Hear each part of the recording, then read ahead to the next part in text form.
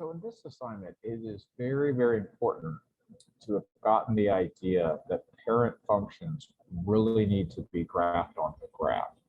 So once you graph the parent function, the question is, what does the A or the B do? Let's take a look at the first two, okay? So if I were to zoom in here and let's take a look, first thing I'm going to do is I'm going to not look at the 3. I'm actually going to first look at the absolute value sign, which represents this. Okay, so the absolute value sign looks like that. Once I do that, I need to figure out what this is. Well, this is an A, and A is a multiplier of output values. So what that means is output is the y-axis. So I'm going to be looking at 0, 1, and 2, and I'm going to be multiplying these all by 3. So those will go to 6, that'll go to 3, and that will go to 0. So then I just draw that on the graph, right? This stays here. These are now at 3, right? And these two dots are now at 6. If you go off the graph a little, that's perfectly fine. Draw a graph through the points you want to be graded and tell me what the vertex is, which in this case is just 0, 0. Please make sure when you do that, that you don't just come down here. If I ask for the translation, you don't say, leave it blank, say no translation or none. Now, in the first 8 questions, they all have a stretch or compression, so just make sure on the back you're listing everything.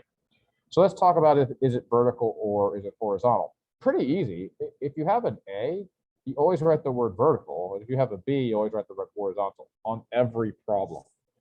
So let's take a look at the greatest integer function, which looks a lot like, just a line like this, right? It's actually a bunch of barbells, but we don't draw them until the end. And so the question is, what does this 2 do? Well, it's a B, and B's are dividers of X values. So you would be looking at the X axis here, and you would be dividing each of these by 2. So this is now -1, this is -1/2, this is still 0, this is the half, and this is now 1. So what happens is I just graph this now instead of at -2 at -1. I just graph this at -1/2. I graph this at 0, this at 1/2, and this at 1. You then draw your barbells. Now they're only going to be 1/2 long because that's what the 1/2 means. It means they're 1/2 the original width, maybe using some geometry talk.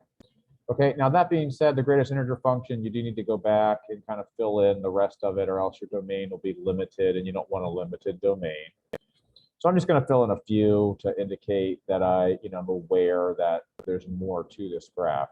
And so the question is, what just happened? Well, B is horizontal. It clearly got smaller, compression, and it got compressed by 1/2 because, I always tell my students, go to the point that's at 1. See how that says 1/2, and over here it said 3. That will tell you what to put here and here.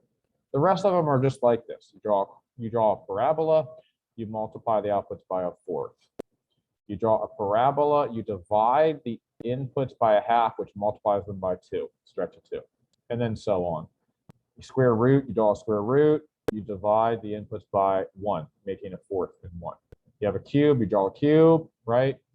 You multiply the outputs by 2. So then when you start doing problems that have more than that, here I'll do a quadratic here. When you start doing the problems that have more than just 2 steps, there's only a maximum ever of 3 steps. So I'm going to come in here, I'm going to graph the quadratic. It looks like this, -1, 1, -2, 4, 1, 1, and 2, 4. Okay, step 1 is done. Step 2 is to deal with this B. Okay, so we go to the x-axis at -4, -1, 0, 1, and 2. My apologies that I put a 4 there. Let me fix that. -2 is what I meant to say. And then we divide them all by 2. So that's now going to be at -1, -1/2, still at 0, 1/2, and 2. Again, this one is my factor, compressed by 1/2.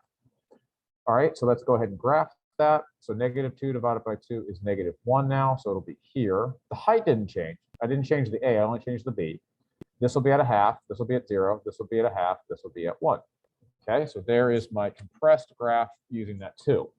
Then the third step, which is by far the easiest, is write down H. There's no H. K is exactly K, and just simply count down 3 on each of these points. So I'm going to take this green dot, 1, 2, 3. Take this green dot, 1, 2, 3. Take this green dot, 1, 2, 3. That's actually the vertex, 0, -3. Take this green dot, count down 3, count down 3. Draw a graph through the blue dots to indicate that's what you want me to grade. Now make sure that when you do that, you then tell me each of the transformations. So the translation would be just down 3. The reflection is none. The dilation was horizontally compressed by 1/2. So if you're consistent, it's really not so bad.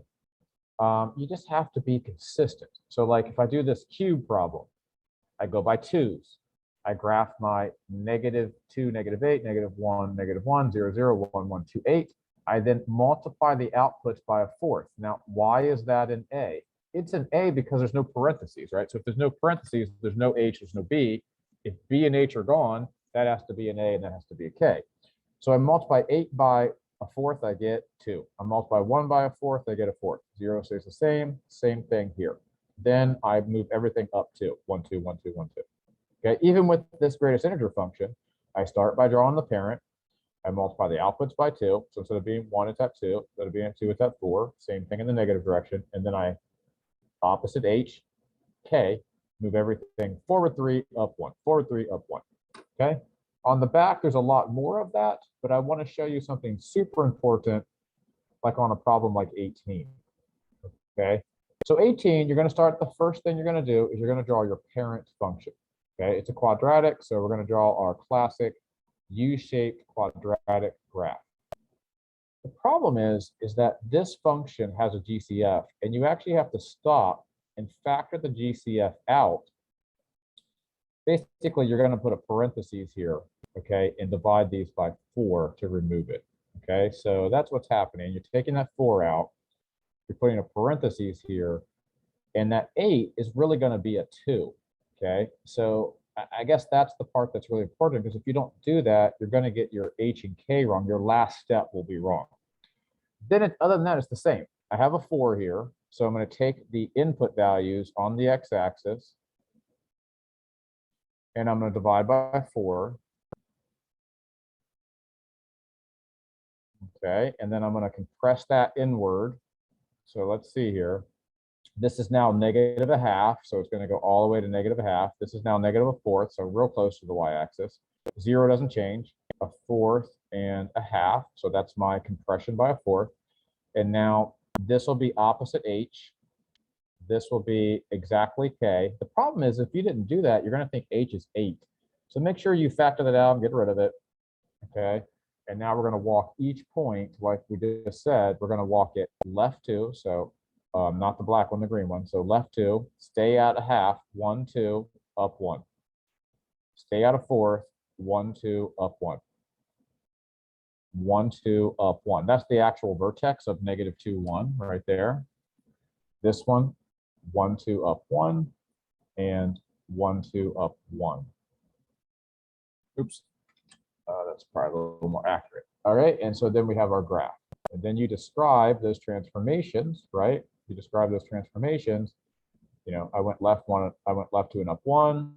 There was no reflection again, horizontal compression of a 4th. And again, how do you figure that out? Honestly, it's right there. It's always the one that's at 1. So even when you have like a square root, you know, you start with 0, 0, 1, 1, and 4, 2. This one you had to factor out 1/2. So remember, you're dividing by 1/2. So the 2, if you divide by 1/2, actually becomes a 4, which will change your vertex. That's, again, the last step. So you divide all the x inputs by 1/2. It's going to multiply all of them by 2. 0 divided by 2 is 0. 1 divided by 1/2 is 2. 4 divided by 1/2 is 8. So now you graph the points at 0, 0, 2, 1, and 8, 2. It's okay if it's off. And then you go to the left 4. So you just count them back. 1, 2, 3, 4, 1, 2, 3, 4, 1, 2, 3, 4.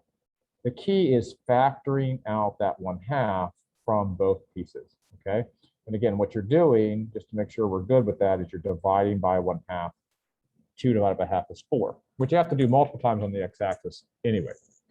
All right, so how do I do these problems down here? So what happens is, let's take a look at these 3. you do it the exact same way as we did the other ones. You write down the parent function. Since it's already graphed, your job is to recognize this as the cube root. Okay, put an X right here.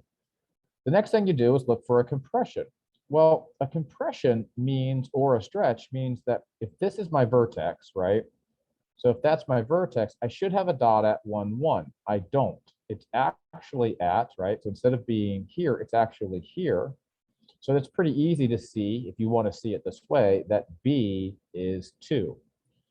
Remember that B is dividing, so that would make this 1/2, right? So to get a point to go from 1, right? To get a point to go from 1 to 2, I had to divide this by 1/2, making that become 2, 1, 2.